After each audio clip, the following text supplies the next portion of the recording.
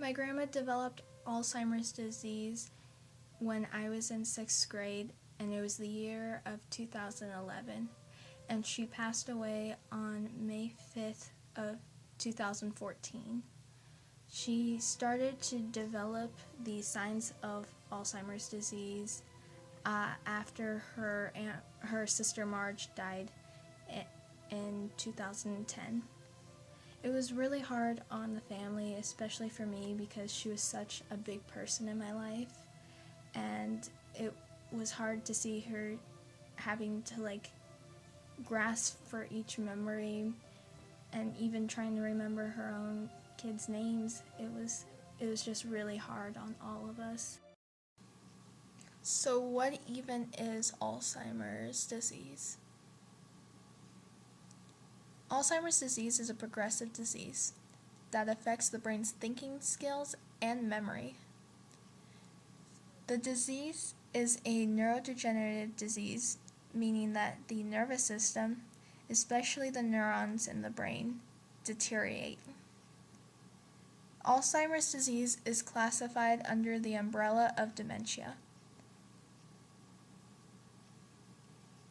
Dementia is the loss of cognitive functioning and thinking, remembering and reasoning, and behavioral abilities to the point that is affecting daily life. The early symptoms of Alzheimer's are difficulty remembering new information. As the disease continues, the symptoms become worse. People feel disoriented, mood and behavior changes, confusion, unfounded suspicion about family, friends, and caregivers, serious memory loss, and difficulty speaking, swallowing, and walking occur.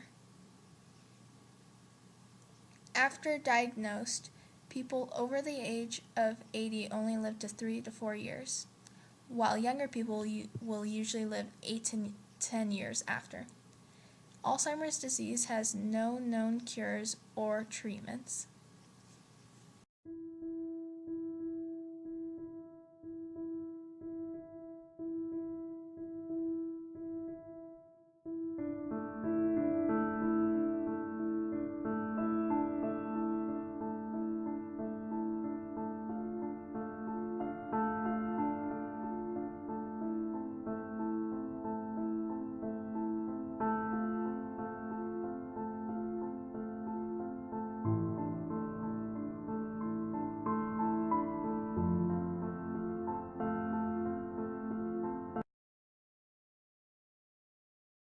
What is your full name? Christopher Shepard. So, Christopher Shepard, do you have a family member that has had Alzheimer's in the family? Yes, my grandfather did. What was the impact on the family?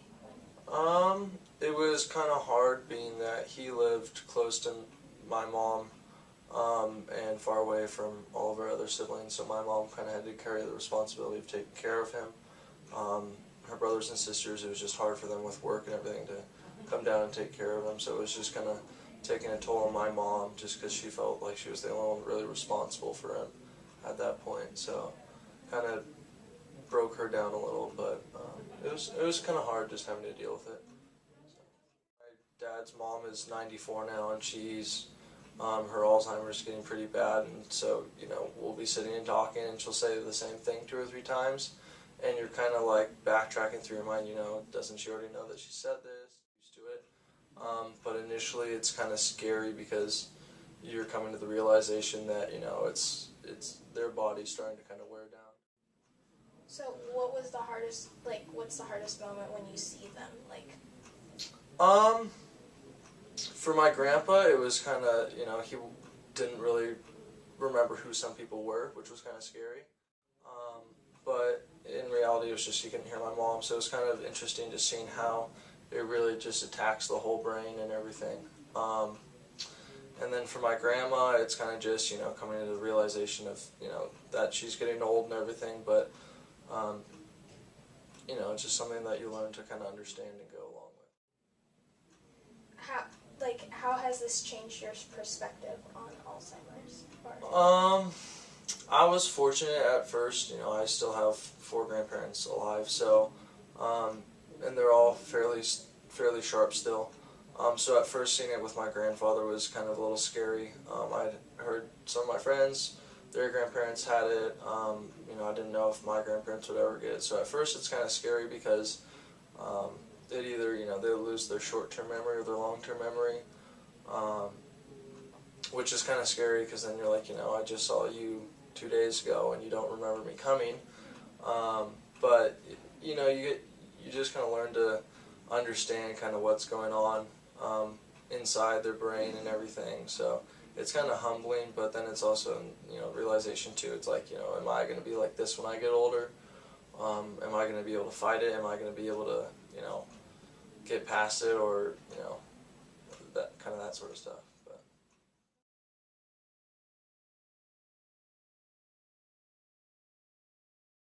What is the saddest case that you saw? Have seen? Doc says, do as I say, not There's as been I a do. lot. Whereas, Yeah, I've worked here for 8 years. I've seen a lot of. is it like hard after seeing a person go through the process? Yes. My thoughts always came back to that Yes, question. very sad. Whether people How can tolling really can change the who they diseases are. be on the caregivers and the family? Pretty hard. Pretty hard. On one hand, Probably. it would be hard to I mean, think it's hard that on us because we see them every day, but I think it's harder on the families because, you know, they're slowly watching their, you know, mom or dad or aunt or uncle or whatever I just think I learned something going else. downhill. In a way,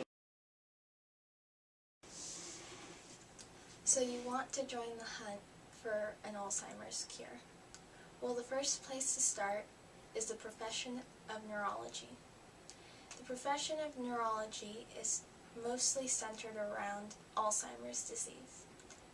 Becoming a neurologist requires many years of schooling, but don't let that scare you away. It offers a hefty paycheck and it helps a good cause. According to Medscape, neurologists' starting salary is $186,000 annually in Colorado. To put that in perspective, a family physician makes about $140,000 annually. That is a $22,000 difference. The schooling requirements can be broken down into 6 parts. First, high school has to be completed. Second, you must earn your bachelor's degree. First, those of you who don't know what a bachelor's degree is, it's when you've gone to college for 4 years. Next is it's mandatory that you go to medical school. But before you can enter medical school, you have to take the MCAT exam. After you've taken the MCAT exam, you're stuck in medical school for 4 years. But then, once you finish medical school, it's time to continue your education to become specialized. And after all of that schooling, you're finally a neurologist and you're on your way to finding a cure for Alzheimer's disease.